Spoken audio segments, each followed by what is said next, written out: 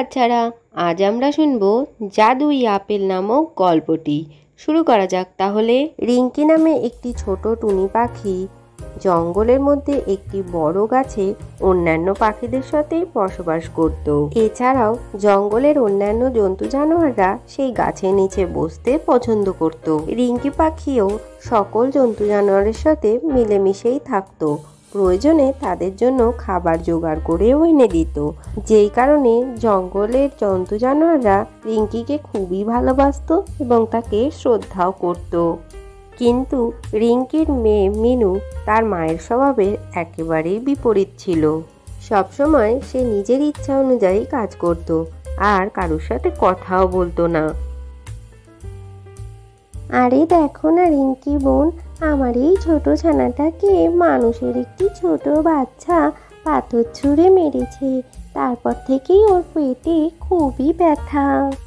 এই কথা শুনে রিঙ্কি সঙ্গে সঙ্গে একটি গাছের পাতা এনে তাকে খেতে দেয় আর বলে, এই পাতাটা তুমি তাড়াতাড়ি খেয়ে নাও, তাহলেই এক্ষুনি তোমার ব্যথা কমে যাবে। রিঙ্কির কথা শুনে ছোট খরগোশ ছানাটি সেই পাতা খেতে শুরু করে। কিছুক্ষণের মধ্যেই তার ব্যথা কমে যায়। তোমাকে অনেক ধন্যবাদ রিঙ্কি বোন, আমাকে সাহায্য করার জন্য। এই মাটার না কোনোই কথা শোনে না, অন্যের উপকার করে সময় নষ্ট করে কি যে লাভ হয়। এরপরে মিনু উড়ে গিয়ে একটি ডালে গিয়ে বসে, যেখানে মন্টু বাঁদর ছিল। ওই রহস্যময় জঙ্গলের দিকে আমাদের জন্তু জানোয়াররা যায় না কেন? ওই দিকে যাবার কথা তুমি একেবারেই ভেবো না মিনু।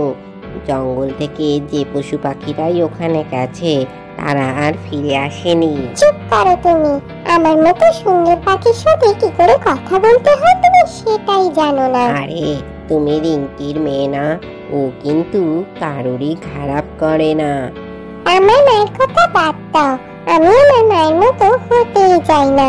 সবাইকে সাহায্য করে শুধু নিজের সময় নষ্ট করে। মন্টু বাঁদরের কথা না শুনে মিনু সেই জঙ্গলের দিকে উড়ে যায়। আরে বাহ, এই জঙ্গলটা তো কি সুন্দর, কারোর সাথেই থাকার দরকার নেই, নিজে একাই এই জঙ্গলে থাকা যাবে। উড়তে উড়তে সে একটি নীল রঙের আপেলের গাছ দেখতে পায়। আরে বাহ, নীল রঙের আপেলের গাছ, এই আপেল তো খেয়ে দেখতে হবে, নিশ্চয়ই খুব ভালো খেতে হবে। এই কথা বলতে না বলতেই সে আপেল খেতে লাগলো। আপেল খাওয়ার সাথে সাথেই মিনুর গায়ের রং বদলে হলুদ থেকে নীল হয়ে গেল।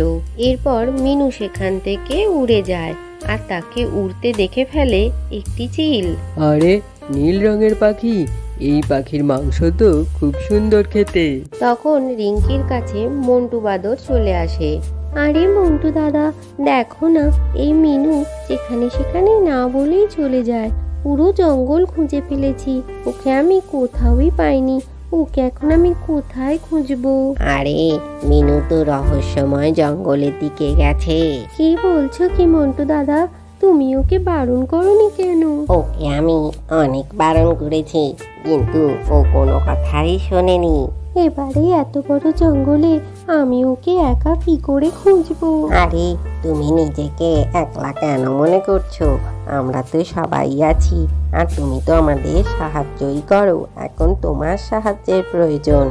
এরপর হাতি, ভাল্লুক, মন্টু বাঁদর আর মা রিঙ্কি পাখি সবাই মিলে তাকে খুঁজতে বেরোয়। জঙ্গলে খুঁজতে খুঁজতে তারা সামনে যা দেখে তাই দেখে সবাই ভয় পেয়ে যায়। তারা দেখলো মিনু একটি খাঁচায় বন্দি এবং তার সামনে একটি চিল বসে তাকে পাহারা দিচ্ছে। আরে তোমরা এখানে কি করতে এসেছো? চিল, দয়া করে আমার মেয়েকে ছেড়ে দাও। চিল দাদা, তুমি কেন আমার মেয়েকে এরকম ভাবে বন্দি করে রেখেছো? আমি তো শুনেছি নীল রঙের পাখির মাংস খুবই সুস্বাদু হয়। সন্ধে হলেই আমি একে খেয়ে নেব। না না, তুমি এরকম করো না চিল দাদা। মিনু, তোমার শরীর কি করে নীল হয়ে গেল? না, আমি এই রহস্যময় জঙ্গলে এসে নীল রঙের আপেল খেয়েছিলাম, তারপরেই আমি নীল হয়ে গেছি। কি বলছো? আপেল খেয়ে? তার মানে তুমি যে নীল পাখির কথা বলছো, মিনু সেই নীল পাখি নয়, তুমি ওকে ছেড়ে দাও। আমার মেয়ে সত্যি বলছে, এটা আমি কি করে বিশ্বাস করব? তুমি মিনুকে এক বাটি জল খেতে দাও, তারপরে যদি মিনুর রং না বদলায় তাহলে আমরা এখান থেকে সবাই চলে যাব। এরপরই বাঁদর গিয়ে সতে সতেই নদী থেকে স্বচ্ছ জল নিয়ে আসে, আর সেই জল মিনু খাওয়ার পরই কিছুক্ষণের মধ্যেই তার গায়ের রং পাল্টে যায়। এবার তো আমার মেয়েকে ছেড়ে দাও চিল দাদা। হ্যাঁ হ্যাঁ, এবার আর আমি একে নিয়ে কি করব? এরপরে চিল খাঁচার দরজা খুলে দিতেই মিনু উড়ে তার মায়ের কাছে চলে আসে।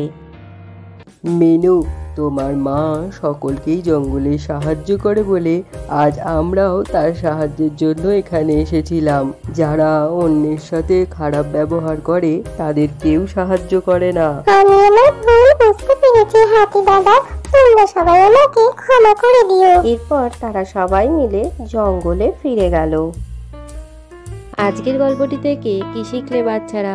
সবসময় সকলের সাথে মিলেমিশে থাকা উচিত, কারোর সাথেই খারাপ ব্যবহার করা উচিত নয়। ভিডিওটি ভালো লাগলে চ্যানেলটিকে লাইক ও শেয়ার করে সাবস্ক্রাইব করে দিও।